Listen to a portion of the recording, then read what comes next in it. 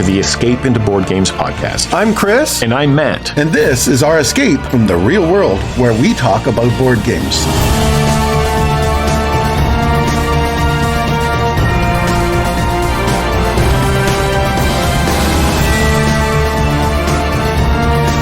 In this episode, we explore deck building games. So please join us for the Escape into Board Games podcast.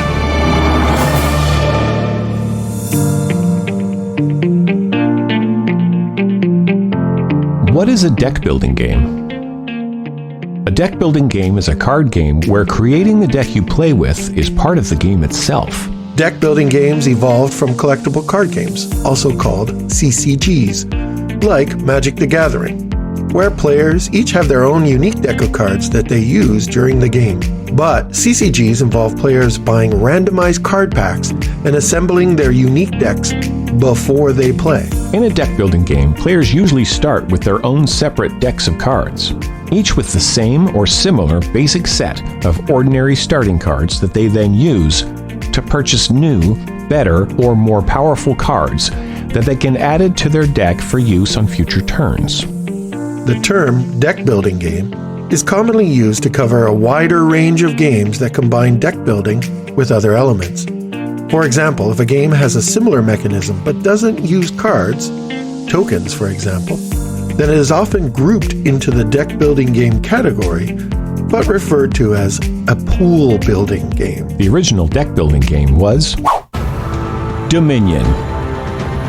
Dominion is a medieval deck-building card game for 2 to 4 players aged 13 and up, designed by Donald X. Vaccarino and published by Rio Grande Games in 2008. In Dominion, players play monarchs that are trying to expand their kingdom. Players race to acquire as many victory cards as they can to win the game. And the theme is quite thin in this one. I would agree with you there. I don't really see... I mean, obviously, you're building buildings to build your kingdom. And there's pictures on the cards, right? But it just doesn't... Yeah. I never felt like there was a theme in this game at all. Paper thin, unfortunately. Yeah. At the beginning of each game, each player starts with treasure cards and 3 estates, making a deck of 10 cards. On their turn, players draw 5 cards, and from these cards, purchase new cards from the offer row. The offer row is a key marker of a deck building game. The offer row is a line of cards from which you make your purchases on your turn. In Dominion, the offer row is made up of piles of cards. Money cards worth $1, $2, and $3, treasure cards worth 1, 3, and 6 victory points, and then 10 randomly drawn cards called kingdom cards. In the base game of Dominion, there are 24 kingdom cards, and in a typical game of Dominion, you randomly pick 10 so that each game is slightly different. The treasure cards you start the game with are copper and generate $1 each. The estate cards are worth 1 victory point, but don't generate any money. The kingdom cards are action cards, and that's where Dominion really shines. So on your turn, you draw 5 cards, and depending on what you draw, you have anywhere between $2 and $5 to spend on your first turn. So you browse the offer row looking for cards that you can afford, that you want to add to your deck. In Dominion, you can only purchase 1 card on your turn. You get 1 buy.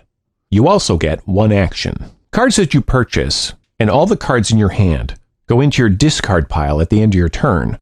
After you've run out of cards from your draw pile, you shuffle your discard pile to make a new draw pile, bringing those previously purchased cards into future hands. I love deck building games. I own a lot of them and keep being enamored with more and more of them as they come out.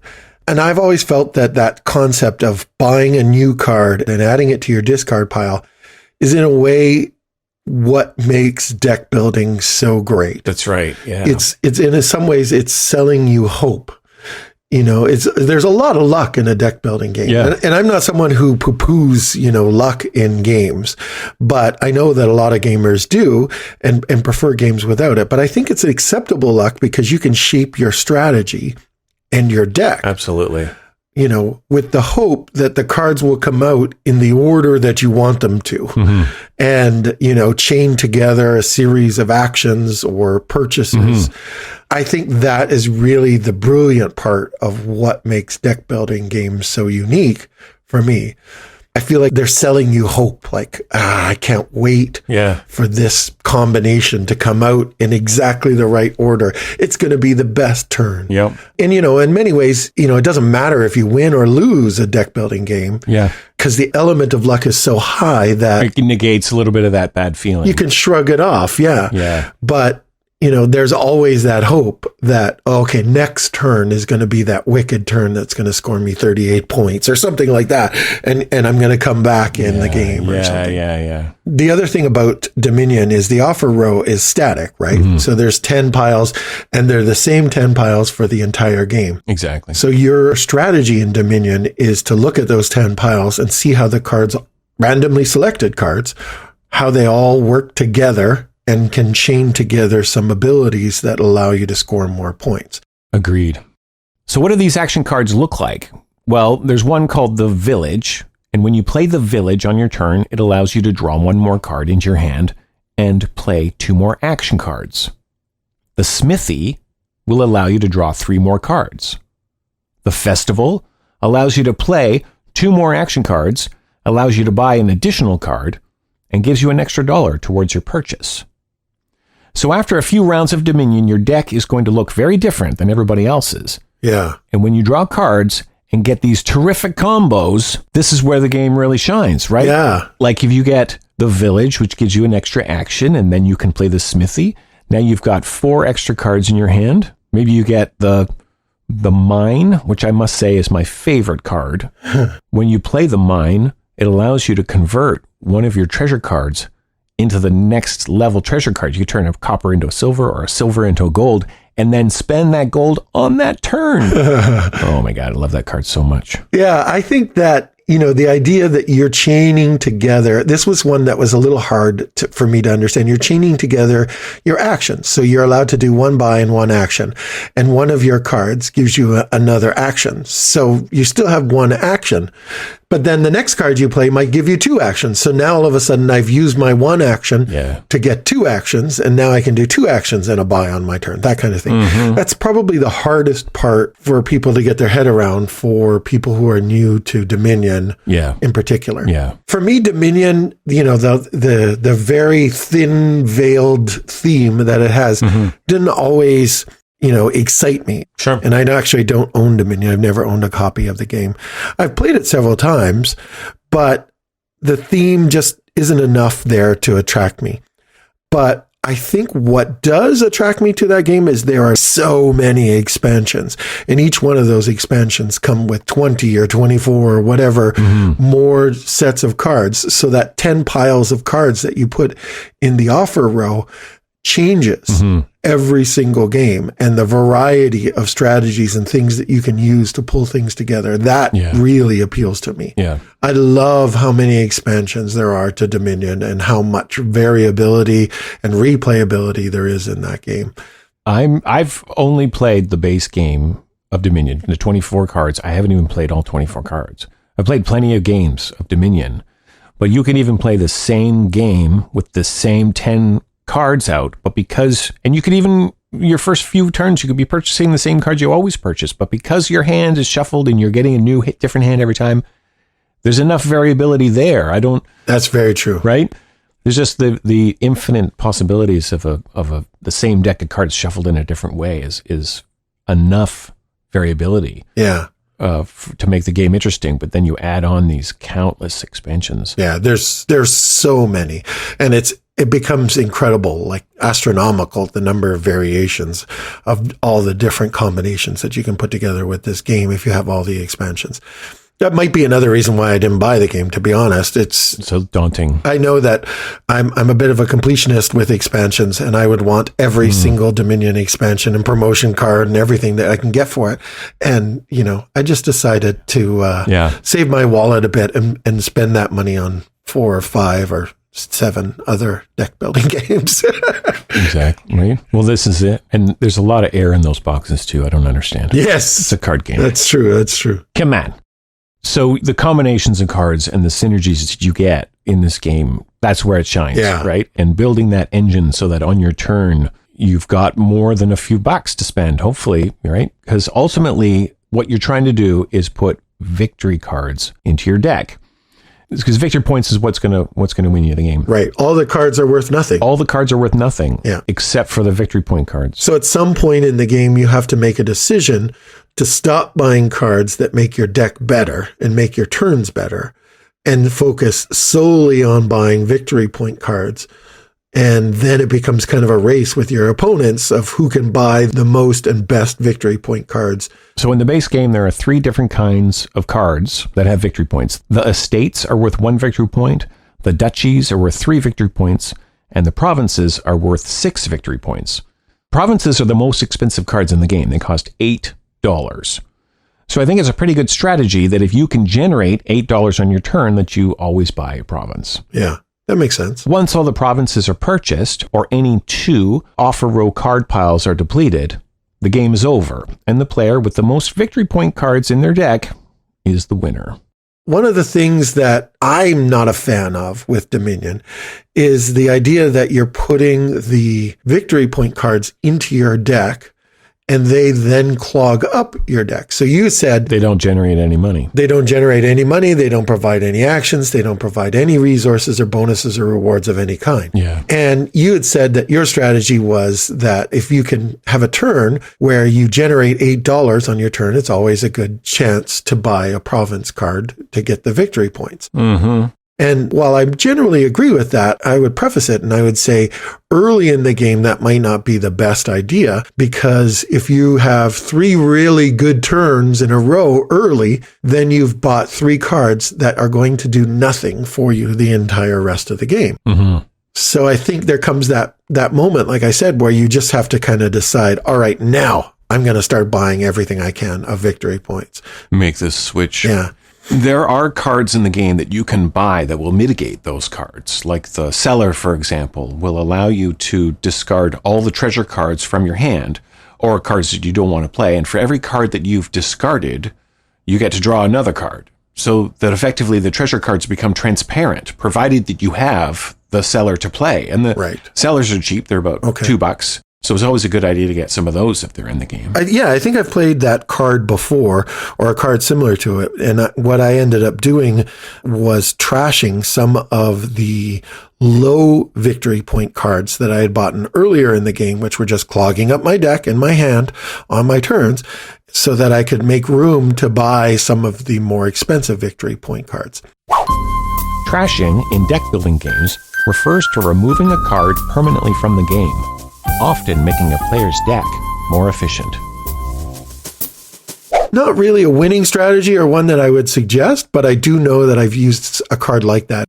So deck building games, I love them. I am addicted to them. I think that, Dominion, you have to respect it as sort of the grandfather of the deck building genre. Mm-hmm. It's obviously inspired an enormous number of releases and games that have come out after it that are all deck building, a genre that is quite popular in the modern board game world. Well, it exploded since 2008. Dominion came out in 2008. If you do a search for games that contain deck building before that, you get 1 page of results. Like there's half a dozen games that loosely resemble deck building. But if you do a search for deck building games after 2008, you get 400 plus results. Hundreds, yeah. Absolutely exploded.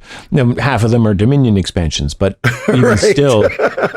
Yeah, sure. And expansions to other deck building games. And I guess that could be another reason why they are so popular, is publishers love the idea of a deck building game, because you're selling them a box full of cards, and then, next year, another box full of cards, and then next year for the next 12 years. Very, very true. Deck building games are fun, and as Dominion is a testament to this, it's pretty themeless, but you can successfully theme a deck builder game, and quite easily too, which is why there are so many deck builders out there with licensed properties.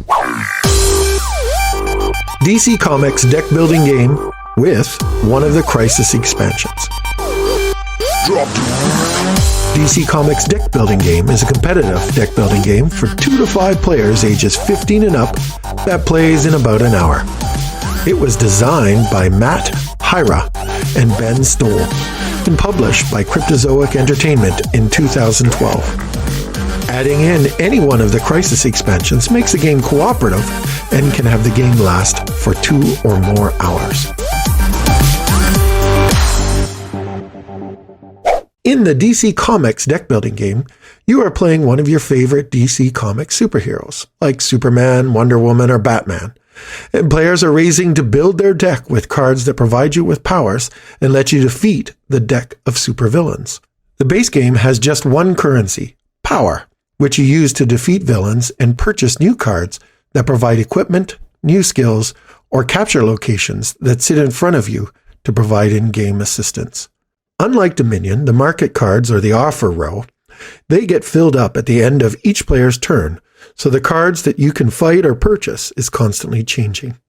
While fighting villains, players may be forced to take weakness cards that clog up your deck and make it harder for you and your superhero to do what you want to do on your turn. In the base game, the game ends when all the supervillains have been defeated. Players add the victory points on the cards that they have purchased to determine who is the winner. When you add in one of the Crisis expansions, it turns the game into a truly cooperative game, adding in a deck of Crisis cards that the superheroes must also overcome before they can attack the supervillains. With the Crisis expansions, players only win when they defeat all the Crisis cards and all the supervillains. The group wins cooperatively or loses cooperatively, and there are no victory points. When I was younger, I was really into comic books, and I was a Marvel guy. Yeah, me too. You too, eh? Yeah. I didn't like DC Comics because I felt the superheroes didn't speak to me. They didn't appeal to what I was experiencing and what I wanted. Marvel Comics, they had flawed, human-like superheroes, and they also struggled with real-life problems. Superman dealing with cosmic threats and powerful aliens and robots didn't compare, to me, to the real-world struggles of the teenage Spider-Man dealing with losing his parents, going to school, and dating while hiding in his identity and fighting villains. So it seemed to me that at the time, that if you liked Marvel, then you didn't like DC and vice versa. There was a clear divide, yeah. There was a divide. They had their fans, sure. Yeah. Because the Superman didn't interact with Spider-Man. Yeah. Right? But Spider-Man would interact with the X-Men. That too. And so you would have those crossover platforms. So if you went out and bought a bunch of Batman comic books, you might end up with some Justice League comic books and that sort of thing. But if you bought Spider-Man, then you'd end up getting Fantastic Four and those sorts of things. Yeah, there was definitely a lot of teaming up and guest appearances from comic to comic. And I think that happened in the DC world quite a bit as well, but the Marvel and DC never crossed. That's right, yeah. The rivalry that Marvel and DC had, I think, was mostly a fan rivalry. I think that, Stan Lee, and I'm going to be showing my age here because I think that at some point DC changed its brand or started to change its brand and make their superheroes much more human and much more interesting and tell stories that were deeper and darker. Yeah, I remember that. So I'm just talking about my personal experience. Okay. But I feel like that rivalry was really a fan created one. As a Coke versus Pepsi thing, right? Yeah, a Coke versus Pepsi one is a great example. Yeah, contrived. That rivalry has continued today with the cinematic releases of the different superhero franchises and even into the board gaming world. For a while, it seemed like if you liked the game Legendary Marvel deck building game, then you couldn't possibly like the DC Comics deck building game and vice versa. That might not be true right now, but it certainly was true when they first came out. I happen to think both equally flawed in different ways. Mm-hmm. But for me personally, when you add in one of the Crisis expansions, and I've played 3 of them, I think there's 4 out. I could be wrong about that. Okay. When you add in one of the Crisis expansions to the base game sets, you get a truly epic, truly cooperative game that feels like you are experiencing a comic book story in a tabletop game form. Nice. You really feel that the theme comes through in the cards, that players have to focus solely on working together. And every action that you take that has, something other than helping the other people in the party will be felt, will have consequences down the line. And you have to do everything right to have a chance to beat the game. And even then you may still lose. And that works really well with the crisis theme, because the crisis cards are personal hurdles that the superheroes have to overcome. And those crisis cards are pulled directly from the DC comic book story. Nice. As is the art. Yep. It's pulled directly from the comic books. I know a lot of people complained about the Legendary series not using art from the comic books. Yeah. The art's pretty basic on Legendary. Yeah. And, Legendary is the game that it's most commonly compared to because of the theme, because it's a superhero theme. But I actually think the DC Comics deck builder is actually much closer in how you play to the game Ascension, which we'll talk about briefly later. Yeah. I like the base game on its own for its simplicity. It has one currency. The cards work together in a pretty straightforward way. There is a fair amount of player interaction, which is new for Dominion. Mm-hmm. I like the way the theme of each individual card seems to work well with what you do with the card. Like the bat signal, I think, might let you look through your discard pile to find other superheroes that you can add to your hand, for example, or something like that. Yeah, very thematic. When you add in any of the Crisis expansion, it becomes one of my favorite deck building games. And I think that it's one that fans of any kind of comic or superhero movies should probably enjoy. Nice. Now, the game isn't without its flaws. Certainly with the Crisis expansion, it can be very long, and it may end swiftly in defeat, or it might come down to the last few cards and could end up being a 2 to 3 hours game, depending on the number of players and their familiarity with the rules. Mm-hmm. But it will always feel like you were battling and fighting just to stay in the fight. I've only played the DC deck building game once, and I own Legendary, but I find that the theme from DC is way stronger. Yeah. You feel like you're living in a comic book, that you're playing the comic book. Whereas Legendary feels more like a deck building game. Right. You're worried about currency and attack, hitting. The art on the cards isn't very inspiring, and you don't feel like you're controlling or commanding these characters, and attacking just feels like you're, Yeah. It feels too much like Dominion. It feels kind of themeless, and you're just focusing on the mechanisms in order to do what you're trying to do, as opposed to the deck building game. You're like, oh, I'm like you said, I'm going to play the searchlight, the bat signal, and right, and that the mechanisms involved tie in with the theme very nicely, and the actions you take, feel like you're using those tools that are in the comic book. Yeah, no, it's a perfectly worded.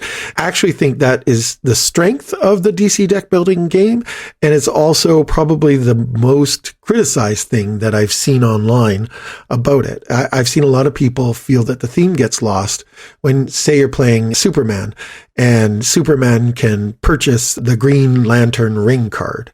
And then for the rest of the game, Superman is now using the Green Lantern ring. And they feel that this somehow takes away the theme. To those players, I would request that they read a comic book. Yes. Because, sure, Superman using Green Lantern's ring seems a little unthematic, but it's not outside of the realms of the comic books.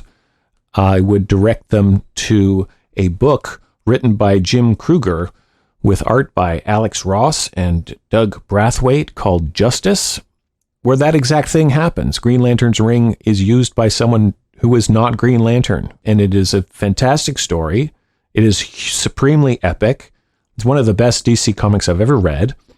And when I play the DC deck building game, I feel like I'm living that comic book. That's awesome. I'm going to have to get that comic and read it, and then I can use that argument against people. I've always thought thematically what that is Batman or Superman isn't actually using the Green Lantern ring. He's calling upon the Green Lantern to come help him in this particular fight of the game. And comic books are always doing that. The characters are teaming up together. They're having guest appearances. Absolutely. They're forming Avengers and Justice Leagues together, and they're combining. It's so comic booky. And when you're playing those cards and you have to come up with that storyline in your head, well, why am I playing the Green Lantern ring as Superman? and you make that justification in your mind, it feels like now you're writing the story. Yeah. That you're now a comic book creator and you've got all of these characters at your disposal. So thematically, it's a huge win. Yeah. And as with any deck builder, the expansions adds to its replayability. And with the DC deck building universe of games that they have and all the mini expansions, there's a huge range of superheroes that you can play. I don't even want to guess at how many there are that you can play. They all can be combined with any game in the system. And they all include an enormous array of villains and supervillains that also make appearances. Nice. Characters from, the Justice League, of course, to Teen Titans, to Shazam, Batgirl, the Arrow TV franchise, Watchmen, the movie and comic book make an appearance. Birds of Prey. There's even, I haven't seen it, but there was a movie called Batman Ninja, sort of an alternative universe. And you can actually buy that set and play as Batman Ninja. As well, with all the expansions for the game, there's many ways that you can play the game. You can play competitive, cooperative, longer or shorter games with a trader mechanism, team play, and so much more. Wild. It's one that I love. I don't think I would say that it's my favorite deck builder, but with the Crisis expansion, it is definitely in my top 2 or 3. Nice. Star Realms.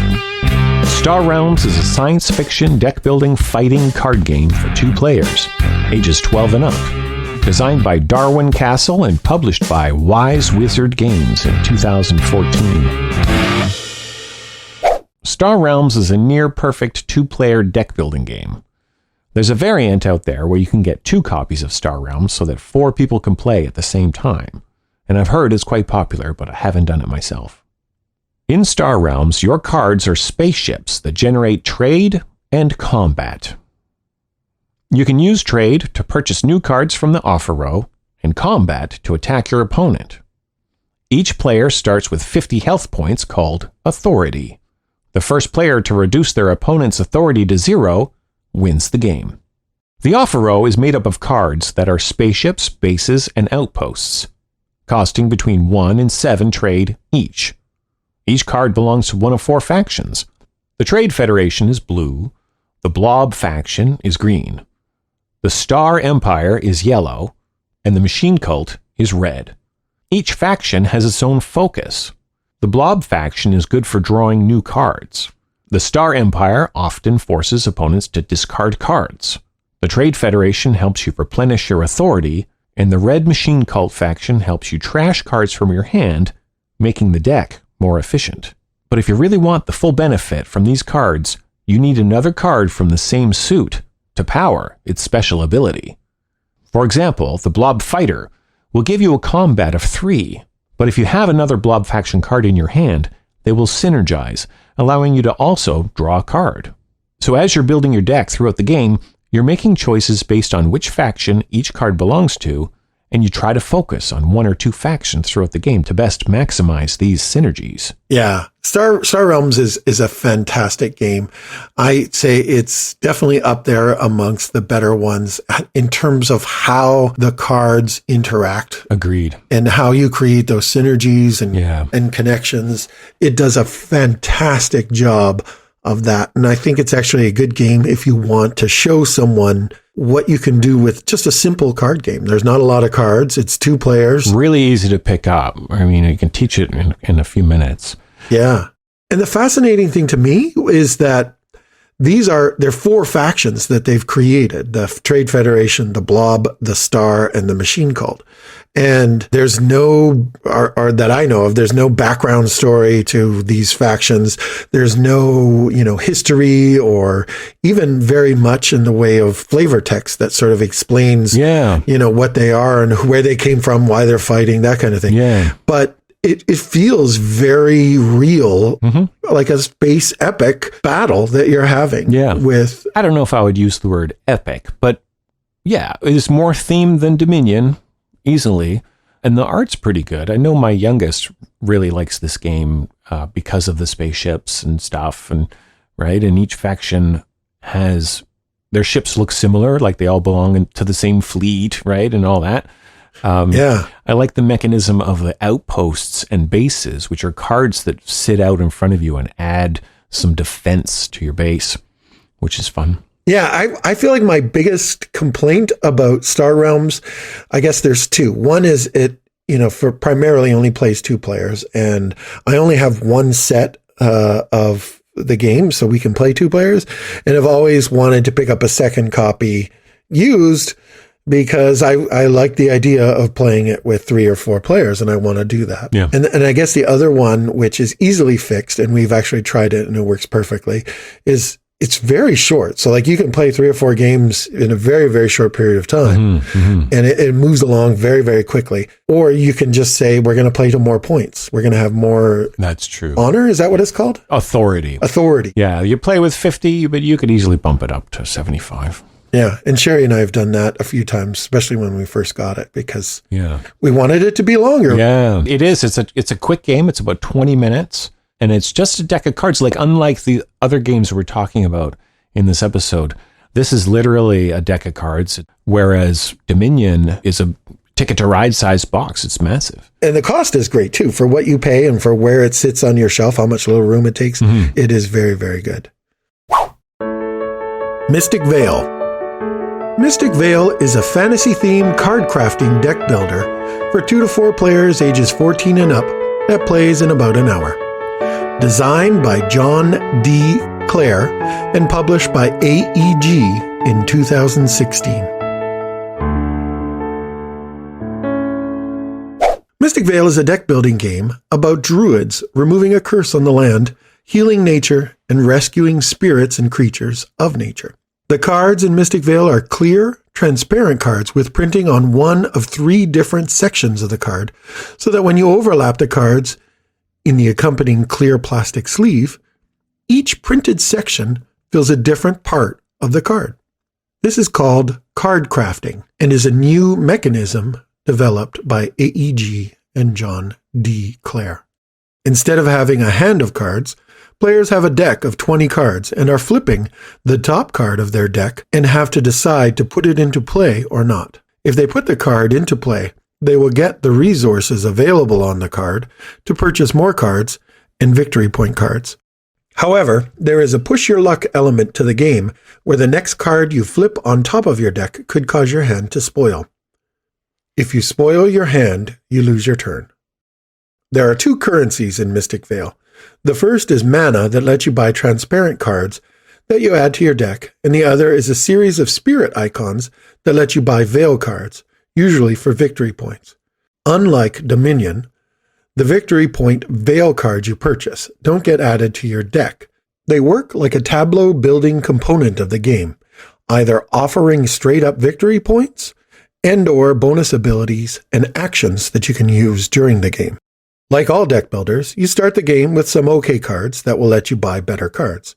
You also have some bad cards that will make the push your luck element of Mystic Vale harder, and some blank cards. You can add the clear transparent cards to every card in your deck, but you can never have more than the initial 20 cards. So strategically, you can build your deck so that every card is okay and offers something good. Or you can work at building 3 or 4 or maybe 5 fantastic cards in your deck. They're amazing and offer you lots of options whenever they come out, or any strategy in between those two. Some of the cards provide you with crystals during the game. The game ends when the set number of crystals is depleted and everyone has the same amount of turns. Endgame scoring is a combination of crystals that you won during the game, points awarded from some of the cards you purchased, and the victory point Vale cards you added to your tableau. The card crafting, it's absolutely brilliant. Yeah, it's so clever. It works so well in this deck building environment in terms of you're building your deck and you're building your cards, literally, that go in your deck. Just adds so much strategy, so many more options. It's absolutely a brilliant addition to a deck building game. The fact that each card can hold 3 different cards. Yeah. You can build, you have all these different options for every card in your deck. It's fantastic. Yeah. And some expansions even allow you the ability to overlap other cards. So you can say, that card's not working so well. I'm going to put this one on top of it. No way. And it takes the space of it. Yeah. It works so well. I know that Mystic Vale isn't the first game to use transparent cards, and, building cards like Gloom, for example, is the most popular one that I know. Mm-hmm. That wasn't a deck builder. It was a storytelling game, I think so. Yeah. The transparent cards work really well in this. I'd say essentially Mystic Vale is a game of balancing between buying better cards, and those cards give you better purchasing power in the future, and then buying cards that will supply you with victory points at the end of the game. Mm-hmm. That's essentially what all deck builders do. The extra layer of building the card it adds, right? It's almost an exponential kind of decision tree at that point. Yeah. You're not just growing your deck. Oh, and in fact, in this game, you don't grow your deck. You always have 20 cards. But it's where you put your, which cards do you build up? There's so many choices. Yeah, that's a good point. You have 20 cards and that's it. So you have to make the best decisions as you go along and decide what sections of what cards are going to go in what sleeves and build what cards. It works really well. Now, the cards in Mystic Vale have several different kinds of icons in them. The Vale cards themselves, I think, have 4 different icons that you use as one currency or a combination of currency to buy the Vale cards. And there are other icons, like I said, that will let you overlap cards, another icon that will allow that card to interact with other ones. It's called a Guardian. It looks like a helmet. I think that the fact that the other cards can vary quite a bit depending on what cards come out and how they end up in your deck. That's probably why the recommended age for Mystic Vale is high. I think it's a little bit high, 14 and up. There's a lot going on. There's a lot of moving parts. It's not just sort of building your deck and building your cards, and a lot of paying attention to, the different currencies and different icons. So that probably makes sense for the age. Mm-hmm. Yeah, more choices, more chances to screw up. The most difficult part for me, or the one negative I will say to the game, is the tiny writing. Again, showing my age, I guess. The card art is beautiful, but it is very, very small, taking up one. The cards are oversized, but still on 1/3 of each card, you've got all of the card art, you've got icons, and all of the ability text all appearing on just 1/3 of each card. Yeah. And it's on a transparent card as well. So it is a little bit hard to see. We spend a lot of our games just sort of saying, what does that card say? What does that card say? That kind of thing. Everything's all broken up and it's tight for sure. But the Vale cards are still these oversized, tarot-sized cards, and it's full art. Each card is a single image, and those are just beautiful. That's true. You can see the art on the Vale cards really well, and that's, a chance for the artist to at least get some recognition, because I think the card art is really, really underappreciated in these because they are so small. Of course, there are several expansions to Mystic Vale already. It offers more cards, more icons, more strategic options, more, different things that you can add to your game that make it interesting. Can't say enough about this game. I've turned a few people onto it. It's a really good deck builder. You turned me onto it, and I rushed out and got a copy. But I desperately need more expansions, because after playing your copy, I enjoyed your copy better. The expansions you have in your game made it that much more enjoyable. And so I haven't quite got there on mine. I've got one expansion. I need to add a few more to get it up to that caliber. Cool. Yeah, there's a couple that I have that we haven't played yet. And there's a couple that have come out that we haven't purchased yet, but it's one that AEG is backing really well, and they're doing lots of expansions and supporting it, and I think it's well worth it. Definitely should give it a try. We're going to get back to the show after a brief message. This next ad is for Chris's own company, Geeky Goodies. If you'd like to hear what an ad for your game, product, or website might sound like, drop us a line at escapeintoboardgames@gmail.com. When we escape into board games, we're always wearing our Geeky Goodies t-shirts. They are great conversation starters for gamers and non-gamers. But did you know that they also sell masks, socks, hoodies, game room posters, mugs, and so much more? All things board games. All things geeky. Visit geekygoodies.com and use coupon code ESCAPE for a 10% discount off your purchase. Clank. Clank is a fantasy adventure, dungeon diving, press your luck, deck building, bag building game for 2 to 4 players, ages 12 and up, designed by Paul Denon and published by Renegade Game Studios in 2016.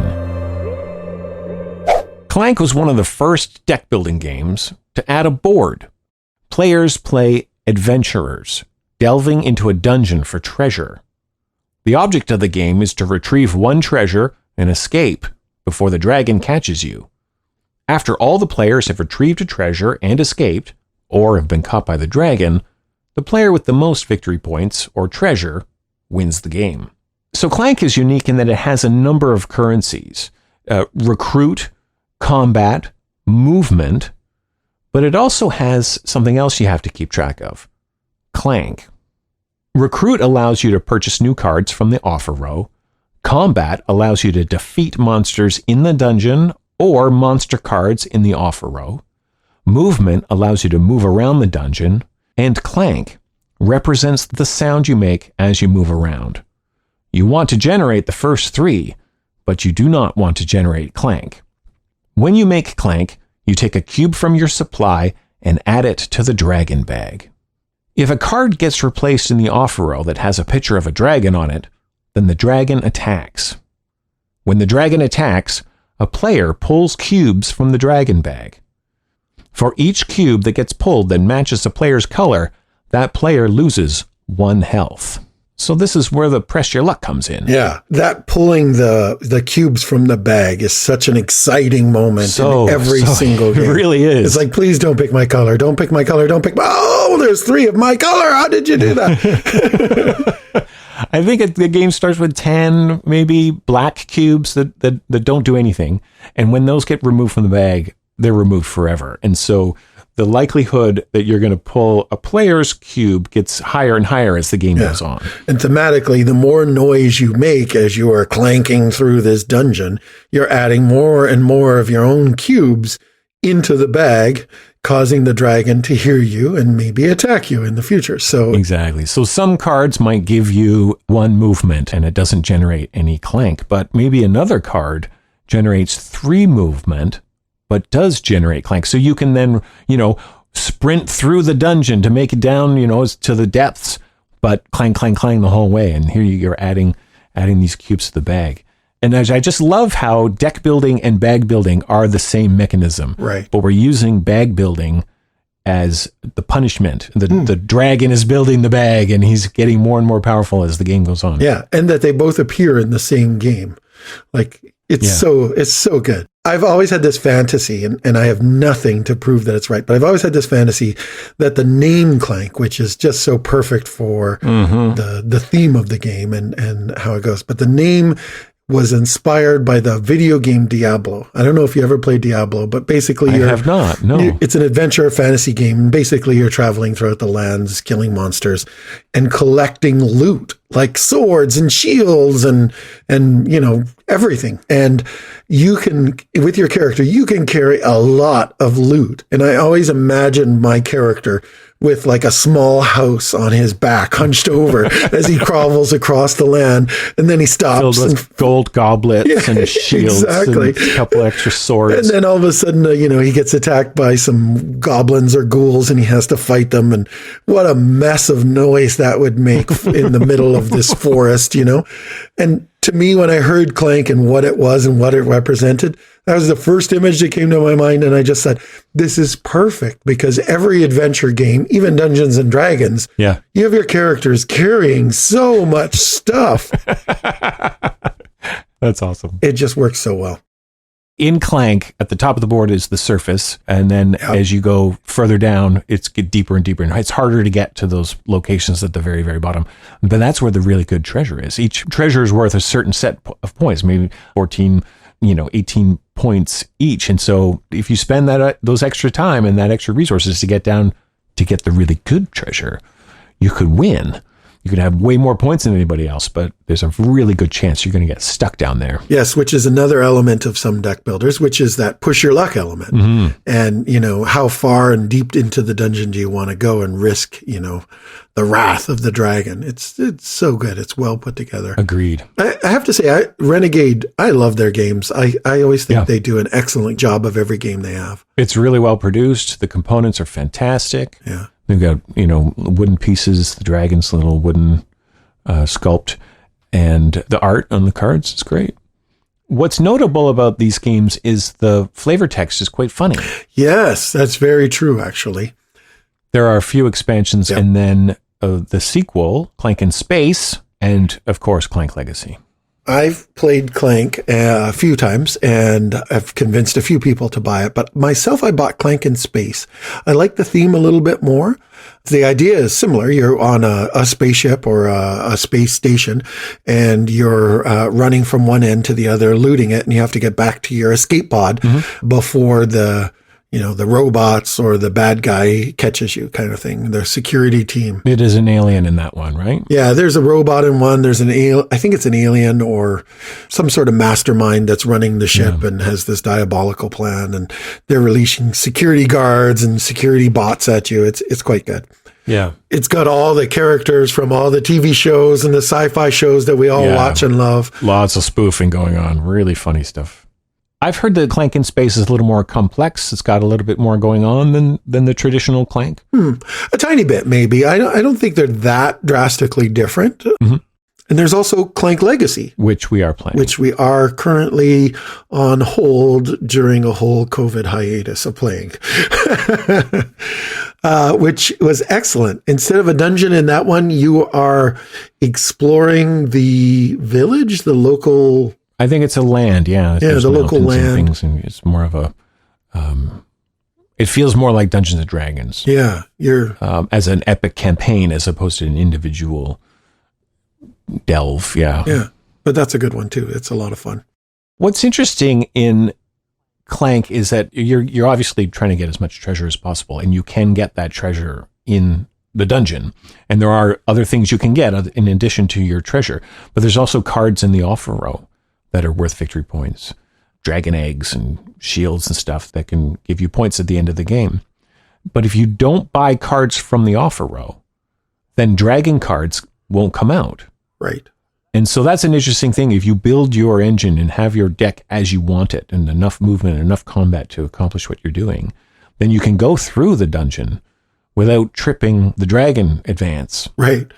And again, it's another strategy that you can adopt. But of course, if you are near the surface and your opponents are deep in the dungeon, then you can buy all the cards in the offer row, right, triggering the dragon to come out more. Yes, the jerk move. Yeah, no, that is a neat thing. And actually, you brought up something that I think is a big part of what I do like about deck builders, or at least a lot of deck building games, and Clank has this, is sort of there's the tabletop points that everyone can see. Oh, he picked up the 15-point trophy. So we know he's got that. He's got 15 points and I've got 10, so I've got to catch up. But every card you buy in most deck builders, not all of them, they also provide you victory points. Either they're giving you points right on the card, or they're saying, for every one of these red cards, you get so many points, or that kind of thing. And that hidden element of victory points is one that I like a lot, because it keeps people from sort of counting down. I need to get 8 more points so I can, really screw this player out of 8 more points. If I can make them lose 8 points, or if I can just get 9 points, then I win. Yeah. And that tends to slow down the game and create analysis paralysis, which is where you're thinking a lot about your turn and trying to optimize your turn. And that slows down the game. So I do like games that have that, and Clank does have it, and it does a good job with that as well. It's almost another press your luck, where do I need to acquire more points in order to defeat my opponent, or have I got enough yet? Yeah. Should I leave now? Should I go to the surface? Yeah, in Clank you can get the biggest trophy and get out first and still lose the game or come in second because you didn't buy enough of the high value, high victory point cards. The Quacks of Quedlinburg. The Quacks of Quedlinburg is about charlatans brewing fake healing elixirs and is a bag-building pressure luck game for 2 to 4 players ages 10 and up. It was designed by Wolfgang Warsch and published by Schmidt-Spiel in 2018. All right. The Quacks of Quedlinburg is a bag-building game where instead of drawing cards from your deck, you are drawing tokens from your bag. The concept is identical to deck-building games where you use the tokens that you draw to purchase new and better tokens that you then add to your bag for a future turn. The biggest part of Quacks is the push your luck element in the game. As you pull tokens from your bag, you are adding them to your pot. But if you add too many of the white tokens into your brew, your pot will explode. The game is really about deciding whether or not to pull another token out of your bag. You are never allowed to look in your bag to see how many tokens you have left, but have to instead remember how many white tokens are in there and how many of the other tokens you've purchased and added to your bag. Like many deck builders, Quacks will let you chain a few particular token bonuses together for special rewards. Players pull tokens from their bags simultaneously, and there isn't a lot of player interaction, but the tension factor is very high. Yeah. Whether your pot explodes or not is always a good time. The game isn't too punishing if you push your luck just a little too far, and players still have a choice to purchase new tokens and add exciting new tokens to their bag. So the base game of Quacks has a lot of different powers that you can assign to each of the different tokens. Mm-hmm. So there's still a lot of replayability in the base game. There is 2 expansions that are out right now, I believe. I think so, yeah. And more coming, I suspect. This is one that has really caught on, and understandably so. It's a really great game. It is a good entry weight game into deck builders. We've introduced it to a few people who, were little to not familiar with deck building games at all, and it goes over very well. Yeah. The theme works very good. It's, a magic sort of stirring things in your witch's pot kind of thing. Although it's not magic, it's not witches, it applies, the theme works well. It does. Yeah. It's super simple to teach, right? I mean, yeah. And I like that everybody's playing at the same time. Yeah. I mean, when I play Dominion, I often play open-handed, and I have my cards on the table when another player is going, and so I can sort of strategize and plan my turn. And so there is, right, a lot of deck builders are like that. There's a little, very, very little downtime between turns. But this is literally, everyone's pulling their tokens at the same time. And you're paying attention to what you're doing, but you can hear the groans and the grimaces from the players. Oh, not another cherry bomb. Yeah. Oh, not another cherry bomb. I'm at 5 already. Yeah. That's right. Yeah, I think in some ways the game is an experience in itself. Like what happens to you on your turn and the decisions you make is fun, but it's almost as much fun to watch other players have their pot explode or to have them do really well and be able to buy all kinds of things or really powerful things. I mean, it's nice to hear that you're still pulling tokens out of your bag and you hear your opponent go, "Oh, I'm done." Yeah. Right? But at the same time, you can go, "Oh, you know what? I'm going to stop here. This is good. I've got some stuff for my next turn." And then you look over and, your opponent has 5-6 tokens on the board and they're still drawing and there's no cherry bombs on there. And you're like, wow, look at them go. And it's exciting either way. Yeah, for sure. For sure. It works really well. I think that sort of tactile component of pulling the pieces out of the bag and adding them to your personal board, I feel like there's something magical in that just makes the deck building part come alive, or pool building part of the game come alive. Yeah, the only way that this is different from a deck building game is that the tokens you purchase on a turn are available to be drawn on the very next turn. It's as if you're shuffling your deck after every turn. That's the only difference. Yeah, that's a good point. And I guess, it's important to note that, each token has its own color. And in the middle of the table, there'll be a little card that says, when you draw a blue token, this is the bonus you get. When you draw a red token, this is the bonus you get. That kind of thing. Mm-hmm. You can easily swap out those rules to make the game more complex, or you use the simple rules for everybody's first game. And choose them randomly, too, is a lot of fun. Yeah. Yeah. We love this one. I can't say enough good things about it. I like it as well until I played a dozen times and lost horribly every time. For some reason, my pot explodes. Like, the luck's just against me on this one. My pot's always exploding. But my family will argue that I'm doing this on purpose because there's a catch-up mechanism for the player in last place. It's called rat tails. Yes. And for every rat tail that you get, and I think it's at the beginning, it's 2 or 3, if you're 2 or 3 points behind, you get a rat tail. And then if you're like, 10 points behind, you get a few rat tails. And for each rat tail, you get to move your flame a little bit further along on the path. So you start with a fuller pot, right? Exactly. Right? So you're starting with a little fuller, which means that theoretically, if you have a lot of rat tails mixed into your elixir, that you're going to have a fuller experience and get more points and more things to buy this turn. So I get accused of employing this strategy in order to get ahead, but it's not. It's just I'm really bad at the game.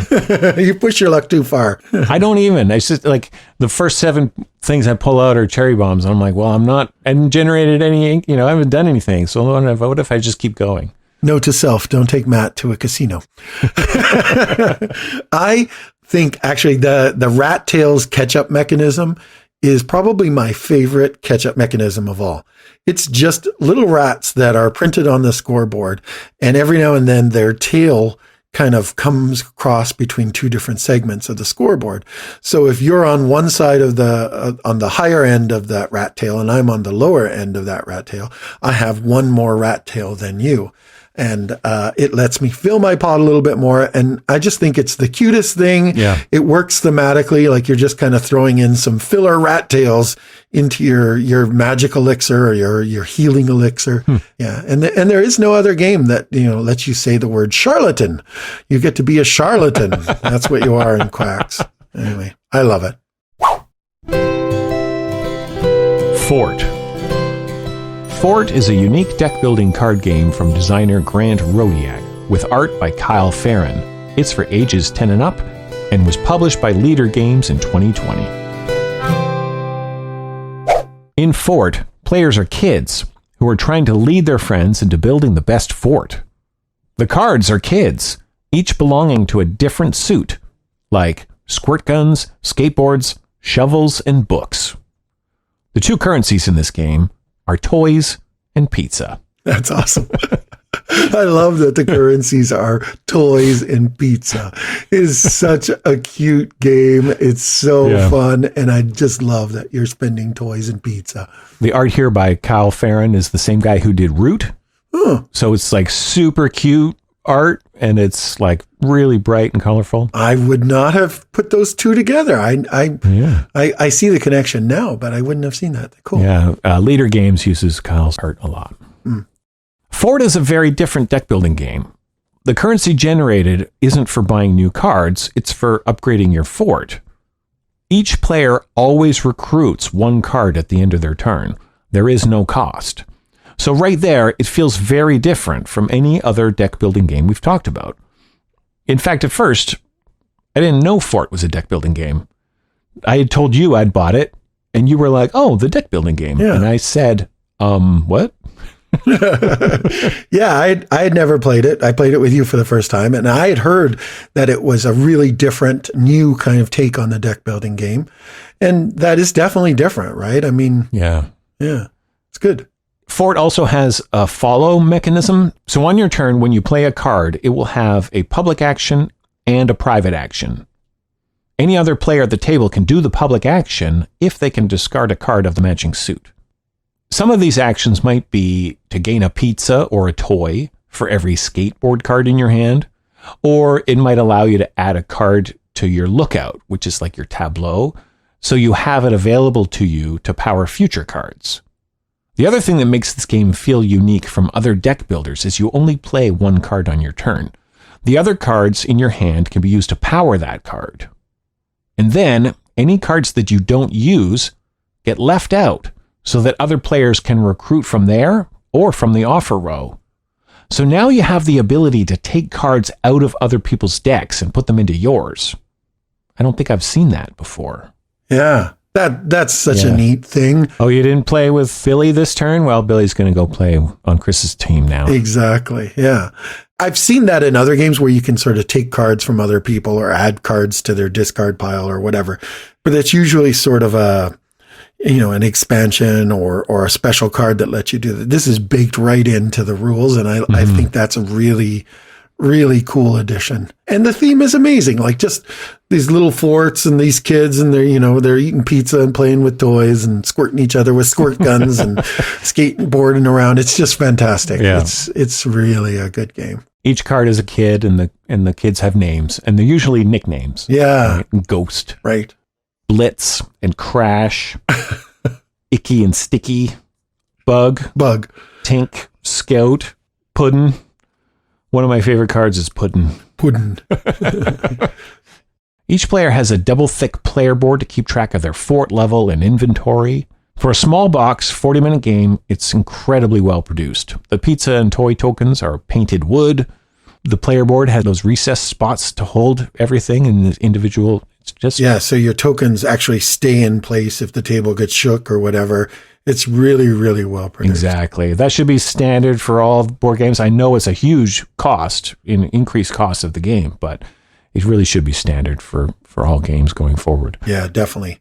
I've bought more than a few of those plastic covers that you put over your player board so that you can keep track of them and they don't move around. We're looking at you terraforming Mars. Exactly. Yep. But I really think Fort is an adorable, cute game. I'm on the hunt for a used copy. There's another expansion I've heard that has been released. Cats and Dogs. Yeah, it's the pet expansion. I don't know what mechanisms it adds, but I mean, cute cats and dogs with Kyle Farron's art is going to be pretty great. Before 2008, there were a handful of games that had deck building, pool building as a mechanism. Since then, there have been over 400 deck building games and expansions released. We can't talk about all of them, but some notable ones include... Ascension deck building game is a deck building game where players are fighting monsters in the deck and acquiring cards to help them do that. Players can win by fighting the most monsters or by acquiring the most honorable cards. Unlike Dominion, the center row in Ascension is constantly changing, and you can buy as many cards as you want and can afford on your turn. Ascension and its many expansions offer a lot of tactical options so that your strategy doesn't need to be locked in from the very beginning. Attack on Titan is a cooperative deck-building game based on the popular anime. In the game, they compete collectively to defeat Titans. Players have to spend movement to move their standee along the offer row in order to buy cards. Flip City is an interesting take on deck-building games, with double-sided cards, and where players have no hand of cards, but instead flip the top card of their deck and decide whether to add it to their city or not. Harry Potter Hogwarts Battle has players working together as their favorite character from the books or movies, defending the school by learning spells and defeating villains. Hogwarts Battle is a great introduction to deck-building games for kids. It does a good job simplifying the currency and spending mechanisms for new and younger players. Trains is a deck-building game about train and route building that involves the use of a board. Players own a railway company in Japan and are competing to build the biggest and best company. Trains has only one expansion, Rising Sun, and it's probably one that needs at least a few more to retain its relevance. Paperback and Hardback are two different deck-building games that have players spelling words from the cards in their hand to buy letter cards to add to their deck to make bigger and better words in the future. Thunderstone and Thunderstone Advance are fantasy-themed deck-building games where players gear up by buying cards that will help them defeat monsters and collect treasure at the local village before heading off to the dungeon to fight creatures and seek their fame and fortune. Tanto Cuore is a deck-building game that feels similar to Dominion with an anime theme, where players are lords, hiring maids to look after their mansions. Much of the art and the theme may be problematic for some players. Rune Age is another fantasy-themed deck-building game set in the same world of Runebound and Descent. Rune Age has players building their deck with cards that increase their military strength and using them to attack creatures based on the different scenarios. Rune Age includes competitive in cooperative scenarios. Marvel Legendary is a superhero-themed deck-building game with 2 currencies, Recruit and Attack, providing players with the opportunity to play with all their favorite characters from the Marvel Universe. A bunch of expansions are available to make the replayability virtually endless. Nightfall is a competitive deck-building game that has players fighting creatures like werewolves, ghouls, and vampires. Nightfall features a mechanism of chaining cards together so that one player may play a card and all other players get to play their own card if the colors match. Nightfall is quite unique as it offers a lot of player interaction for a deck-building game. After the Virus is a cooperative deck-building game about surviving zombie attacks. Your deck is invaded with more and more zombies each time you reshuffle. Players add weapons to their deck to help defeat the zombies. Each game of After the Virus is a different mission that forms a storyline if you play it from beginning to end. Vikings Gone Wild is a deck-building game with a light-hearted Viking theme about acquiring gold and beer and fighting your opponents to attract the favor of the gods. Players are adding building cards to their tableau from a static set of cards, as well as a revolving market or offer row of favor cards and mission objective cards that players can work towards. Have you played any of the games that we've talked about today? What's your favorite deck-building game? Drop us a line at escapeintoboardgames@gmail.com. Thanks for listening to the Escape Into Board Games podcast. Be sure to check us out on Facebook and Instagram at Escape Into Board Games. This episode is produced by Matt McKenzie and Chris Cormier. Production assistance by Sherry Cormier. Music by John Yasut and Daniel Carlton. See you at the next Escape.